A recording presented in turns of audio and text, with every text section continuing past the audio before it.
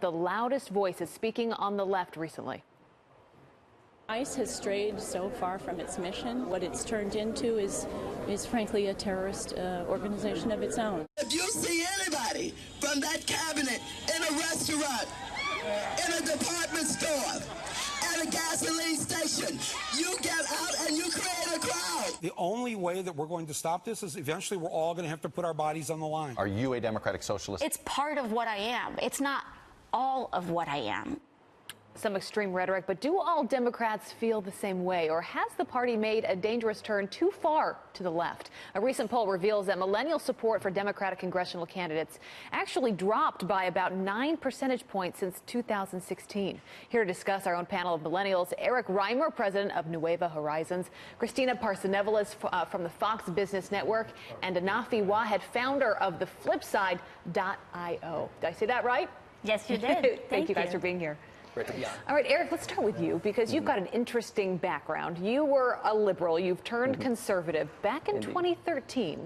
Briefly, what caused that change? So it really is similar to what we're seeing right now, where far-left influences have been gaining a greater voice in the Democratic Party. And the Democratic Party of FDR, of Truman, of LBJ, JFK, et cetera, the one has been really been a moderate voice throughout the decades and centuries in the U.S. It really isn't the case anymore. And we've seen millions of Democrats like myself switch parties to the GOP, looking for a pragmatic governance, including our own president, President Trump, who also made the party switch. And so, I mean, I think unless the Democrats return to a more centrist, Bill Clinton-esque policy, I think we're going to continue to see the similar trend as well with this. You know, in order to win elections, you got to speak to the voters. It was interesting, Christina, you look at 2016 and how President Trump was able to win over a number of the Rust Belt states, states that Republicans haven't won recently before that. So is he onto something here, speaking to a big part of this country that maybe feel like they are forgotten in some way?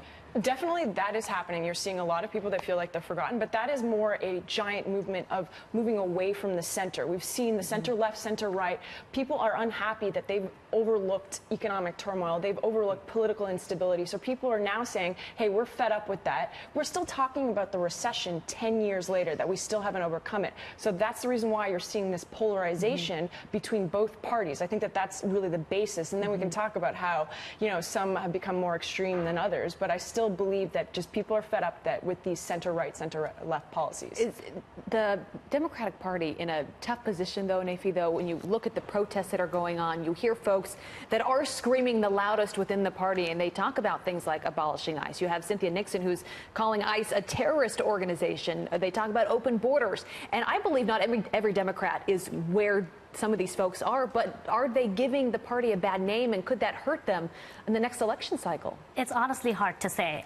So let me start by saying I think all ideas deserve to be heard. At the same time, I don't think the Democratic Party should become the Socialist Party. And yet, not all Republicans became Tea Partiers in 2009. So what you saw in 2009 was the birth of the Tea Party and the Freedom Caucus in response to President Obama. And you're seeing something similar happening here. And actually, I think progressives are tapping into that same sentiment of distrust of the establishment, of getting rid of the D.C. swamp. So you see Ocasio-Cortez tapping into that, where she's pointing to Crowley's fundraiser, which is, you know, over $2,000 a pop. She is pointing to him, you know, not even living in Queens or the Bronx anymore. And so it's hard to say what's going to happen in November. I think these hardball tactics are playing well with the base.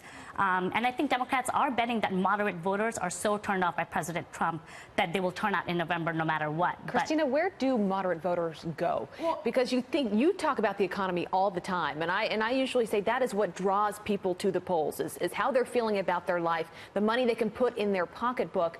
Things are going well right now. Does that help the Republican Party? I mean, President Trump, he touts, you know, a new tax plan coming forward. Is that all good for moderates? I would actually maybe say it's the other way, that you're seeing a cultural shift, and people are worried or scared about their status in society, and they don't want it to be shifted, which is why they're going to the polls. When you bring up Cortez, I don't think necessarily that that's an example of the entire Democratic Party, because yes, she ticks off all of the socialist boxes, abolishing ICE, Medicare Medicare for What all. about Kirsten Gillibrand, who was singing the same tune after that election? But this was a big one, and that's probably part of the reason why we're discussing it today. But I don't think a socialist flag in the Bronx will necessarily mean a socialist flag in Houston. The Democratic Party right now needs to figure out who are they going after. Are they going after the swing vote, Republicans that no longer like President Trump on a personal basis, or are they going after the millennials, who are going to be huge voters come 2020, the white woman or the non-white? So I feel like there's just a mixed message within the party right now. I don't necessarily think it's too far left or the other party is too far right. Eric, what do you think of that? Last word here. Why have we seen a drop in points with millennials when it comes to the Democratic Party recently? I think a lot of millennials just are. I mean, from what I saw in the Democratic Party, I feel like there's definitely a age divide in the Democrats. Certainly, a lot of old-style Democrats have not been able to connect with new generations as much, and going the way, however, of embracing socialist policies, etc. I don't think that's the right way to do it. I think millennials, even though right now many of them do have left-wing sentiments, as they grow older, I think they will, go more to the middle or to the conservative side. That's kind of like the natural way of life, and so I think that's how it should go. It's whichever party can find that middle ground, right, and reach the souls of so many in this country that are waiting for someone to speak to them. Well, let's not forget that Bernie Sanders and President Trump have a lot of similar, thoughts when it comes to immigration. There's some similarities in terms of nationalism and immigrant. It's been compared, not everything, but then that we can redefine what is the left and what does the right really mean when you have two major leaders from opposing sides that agree on a few issues. Not to the extreme. And that is a whole other segment, Christina, which we will have you guys back for. Thank you guys for being here. It's a great conversation. Thanks so much. Let's hope that some of the leaders in the party were listening.